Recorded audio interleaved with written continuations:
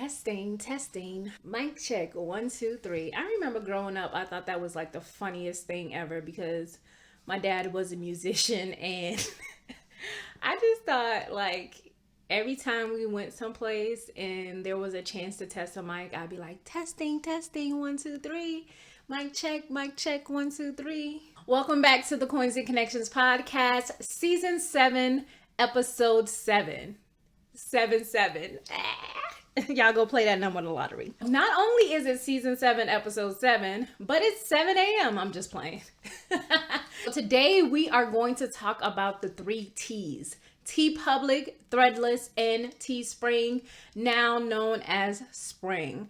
But we're going to talk these 3 print-on-demand sites. We're going to learn about how much money I've made, kind of what I've purchased, what are the things that I'm selling over there, what methods have worked best for me so far. I don't yet know what our Q Money Bag Style of the Week subject will be yet. I'm kind of going through my list and nothing is really jumping out at me. Hopefully by the end of this episode, I'll have something enlightening to share. But you know, if I don't, that's okay as well. We don't always have it together. And this is just proof that no matter how much I plan, some things are just out of my control, beyond my control, even though I try to control as much as I can when it comes to my work. But sometimes that just does not happen. Before we get into this episode, I want to go ahead and celebrate with you all because by the time you hear this episode, I will have surpassed 9,000 subscribers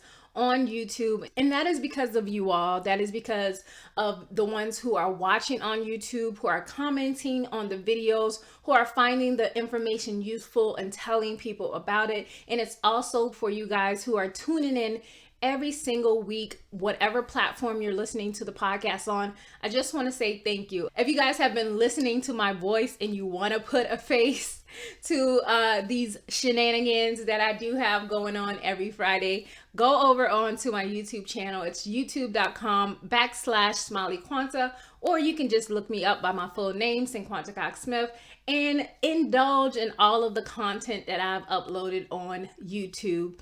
Actually, this year I'll be celebrating 14 years on YouTube.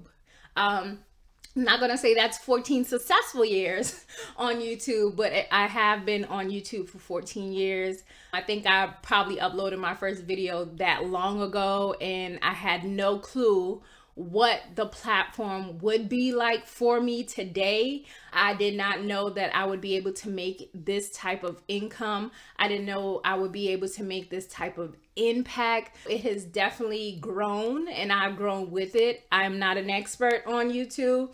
I just know what has worked for me. And again, I'm just thankful that you guys are, here and sharing in all these success with me. And I can't wait to hear your success story because I'm sure there's so many out there. I love getting your messages and telling me I created my first journal. It's live. Thanks to you. I use this technique. I'm making extra income. So that is definitely what I am here for. I'm here to share any information that I can that I've learned to help you guys gain extra income, increase the income you already have, and create a business or a legacy or just something for your family. I know times have been definitely super hard with the pandemic and COVID and people losing jobs, people not paying enough. The going rate for jobs is super low, and I really feel that that needs to change. If I ever needed to go back into the workforce at this point, I ain't going for less than $20. To me, it makes no sense. I feel it's super hard for anyone to be living off of $11 an hour, especially if you have kids, a car payment, rent, and all of that things. Hopefully things in life will continue to change. Go vote whenever you have a chance to do your local elections.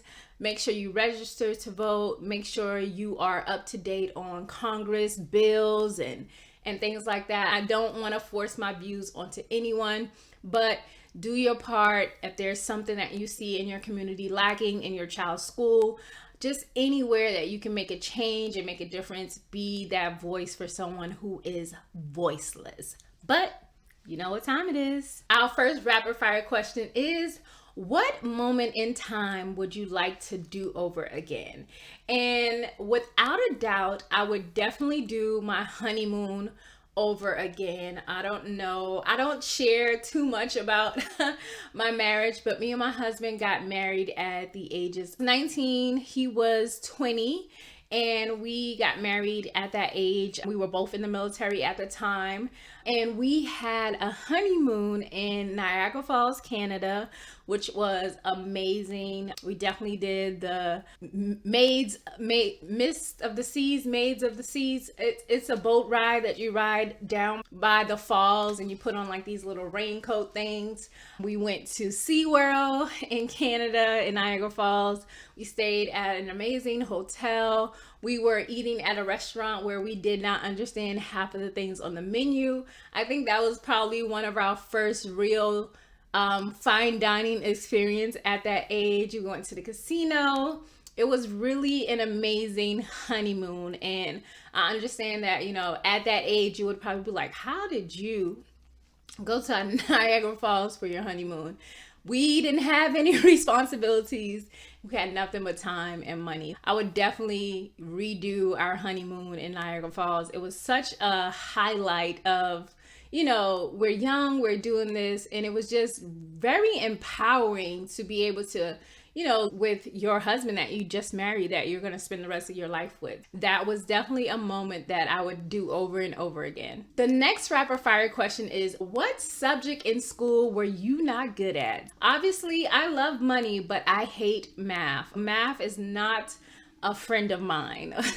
Only when it comes to counting my coins, that's when math comes into play, and I'm a star student, A+. So math and me did not get along. I don't know if I just... It's all the work that you have to do to get the answer. Like, why does math have to be so complicated? And then nowadays, math is in science, math is in history, math is in so many different variations at the same time. Even though I hated math, math shows up in my life every single day when I gotta balance a checkbook, when I gotta check my funds and make sure my money is correct, when we're doing taxes and things like that. And even my first job was at a grocery store. I had to be somewhat good at math when it came to ringing up groceries and giving people their correct change back. But that was my experience, and I did not like math. I still don't like math. Don't give me any equations because I probably won't remember how to get to the solution. And I would say my second least favorite was Spanish. Till this day, the things that I would consistently say is hola, ¿cómo está? Muy bien, gracias. Buenas noches. El baño.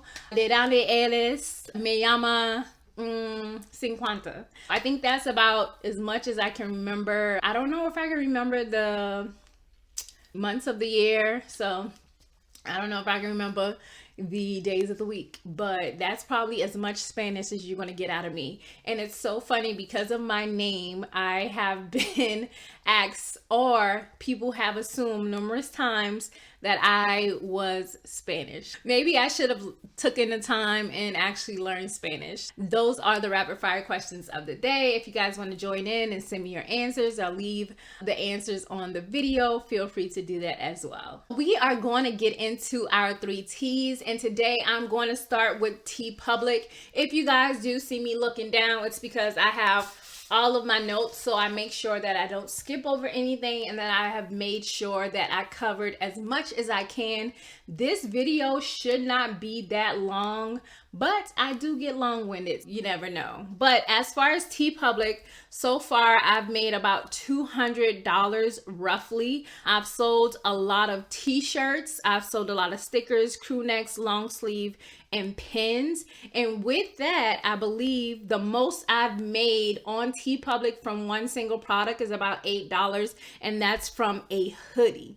So they do have their standard set prices of how much you can make. A lot of times I get emails and saying I've sold something. It's about $4, $2, $6, $7. That is kind of pretty much how the pay scale works on Teepublic. They send your funds around the 15th of every month, and One of the only things I've ever purchased for myself from Teepublic is a sticker, and the sticker was really good quality. If you guys want to look back into how to start a print-on-demand business video series, you'll see me showing you how to upload on Teepublic, how to create an account, and basically the review of the sticker. With Teepublic, I've pretty much only used the site part-time, and going into next year, what I really want to do is, on the sites that I've been focusing part-time work on, I really want to go in and do it full-time. What that means is I'll probably show up less in other areas and build a better catalog on my print-on-demand sites, especially the ones that have made me money. That means it's worth my time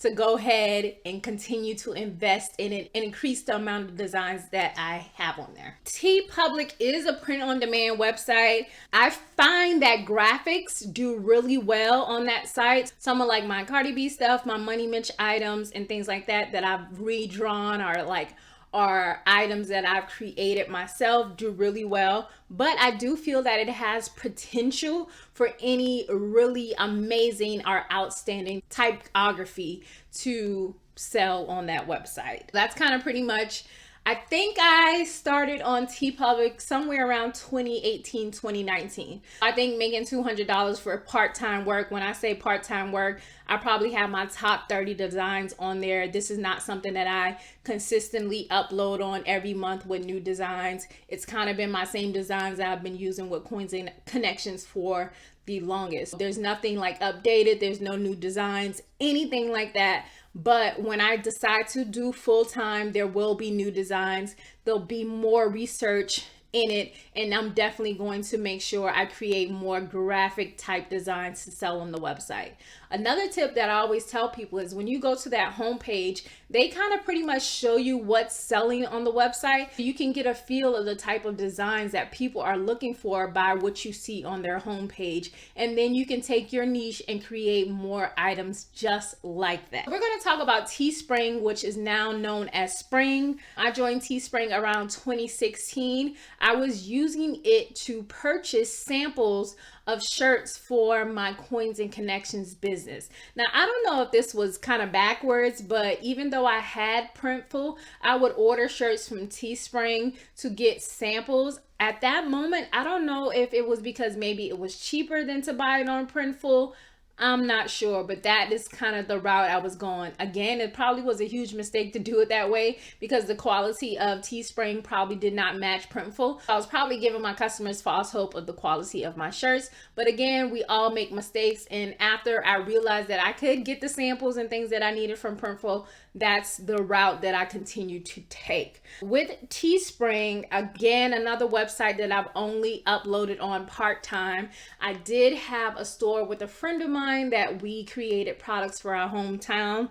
Overall, we made about $405. Now note that this is when we were pushing customers to this site. We were posting on Facebook, we were sending emails, we were posting on Instagram, we were reposting our customers, and we curated items and products that embodied our hometown, the language, the culture. It was easy to sell these products to that type of audience. Teespring, I have 3 different stores, one being the hometown store that I created with my friend Gabby, my Coins and Connection store, and I think I have my Dear Military Spouse store up there that eventually I'll start to upload on more. Also, with Teespring, they do have some integrations. You can have the Instagram shop through your Teespring. Of course, you can have the YouTube shelf. I think that's once you hit 10,000 subscribers. Twitch, Linktree, you can link it in your Linktree, also on Discord. They do offer the pixels. You can get the traffic for your ads. They have discounts that you can do, promos, and they have the ability to do messaging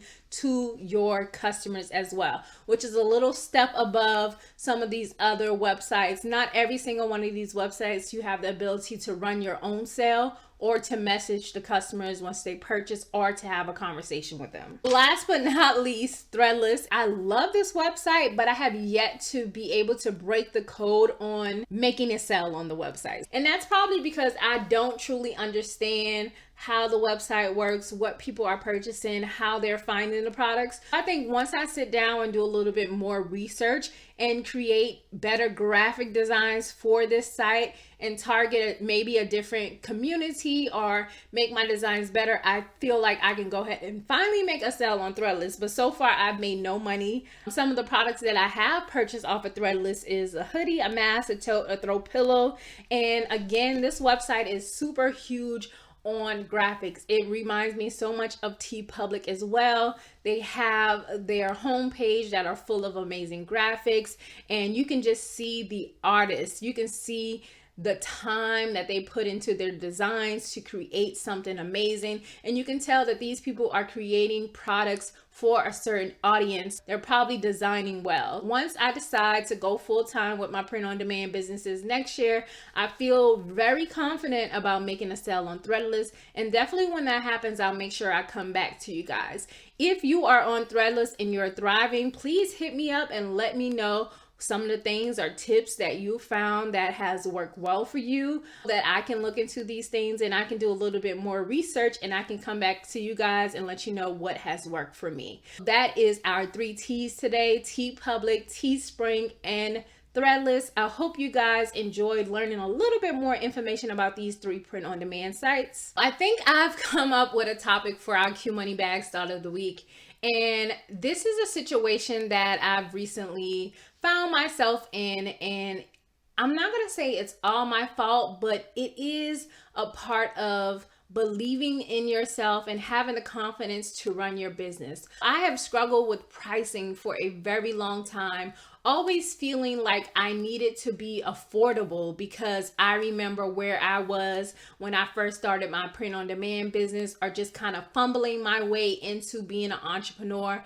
And I wanted to make sure that the people who I was serving were able to afford what I was providing. I would always pretty much undercut myself, and I would work too hard and not make enough money. In return, it would, stifle me, because yet I'm making the money, but I wasn't making enough money to cover the expenses or even see a return on my investment. Recently, I've went through like a few of my Etsy stores and I've doubled my price. I've changed my price, and with that, I've seen still really steady sales, and that kind of pretty much let me know that I was undercutting myself and the people that I wanted to serve, that they would buy what they wanted no matter the price, because they were passionate about the product or the niche, and whatever they want, basically they'll pay for. That just goes to show that I've always said this: people know what they want and they're going to pay for what they want. But I was trying to appease to a community who might be struggling, just like me, knowing that I couldn't afford maybe a $500 course, or I couldn't afford maybe a $50 t-shirt or a hoodie, anything like that. I wanted to make the price affordable. But at the same time, if you start off at a higher tier and you present your products in the confidence that you exude in yourself as a luxury brand, or a brand that provides A1 customer service, or that you provide great quality products, you'll never have to second guess yourself when it comes to pricing. And I feel like I'm really late at learning this. Even though I've known it, I've always been scared to just push that envelope and raise the price. And my accountability partner is amazing at this, because she's taken her course from like $997 to now like charging $5,000. But again, the quality, the consistency, and what she provides to her students is top tier. That just goes to show that once you know your audience, once you find your worth, you gain that confidence, you have no issues with putting the price tag on what the work that you do is worth. I want to just encourage anyone who is just like me, who want to be helping a homie on the block, helping the struggling mother to afford your products. Note that that might not be your audience, and you need to charge your worth, and you need to make sure that you're charging whatever you need to charge to make your money back, to live comfortably, to not stress out. Because that's what I found when I started doing wholesale. I realized I wasn't charging enough. Therefore, what happened was I wasn't making my money back. I was basically getting the money for the products and purchasing the products with the money. And when it was all said and done, I either lost out on income or I didn't make any at all. This is your sign to charge your worth, to up your prices and what you create, the atmosphere you create, and what you're selling. This also goes to anyone who may have a brick and mortar business. Charge what you need to charge. I know supplies are not cheap, and this also goes to anyone in life in general. Someone wants something from you, they should have the money to afford it. Don't go back on your prices. Don't negotiate if it's not worth it for you, and go be great. I do believe in all of you. I want everyone to be super careful this holiday season. The scammers are out there. I got an email from tylerperry@gmail.com. So, the scammers are out there. I do want you guys to be careful with people creating large bulk orders and, disputing them with their banks and things like that. If it doesn't feel right, cancel the order. Watch your back. Shut down your business mid-December. They ain't gonna get that package by Christmas. Let it go. Take a break. Rest. Relax and enjoy your holiday vacation, y'all. So I hope you guys enjoyed this episode and my freestyle Q Money Bag Style of the Week. I hope it inspires you like you all have inspired me to keep going and keep showing up every week. I love what I do, and I love that you are here with me. So until next time.